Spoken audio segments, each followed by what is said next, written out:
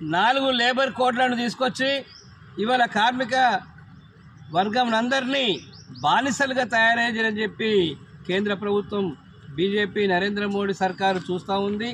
ఇది చాలా అన్యాయం. ఇది ఇప్పటికే కార్మికులు ఉద్యోగస్తులు పోరాడి సాధించుకున్న 29 కార్మిక చట్టాలను రద్దు చేసి కేవలం 4 లేబర్ కోడ్లుగా తీసుకురావడం అనేది జరుగుతుంది. దీనివల్ల ఉన్న హక్కులన్నీ పోయి కార్మికులను అణచిపెట్టి వాళ్లకు ఎలాంటి హక్కు లేకుండా చేయాలని చెప్పి కేంద్ర ప్రభుత్వం చూస్తుంది. ఒకవైపు ధరలు వేస్తున్నారు, రెండో దిక్కు కనీస వేతనాలది ఇప్పటి వరకు పతా లేదు.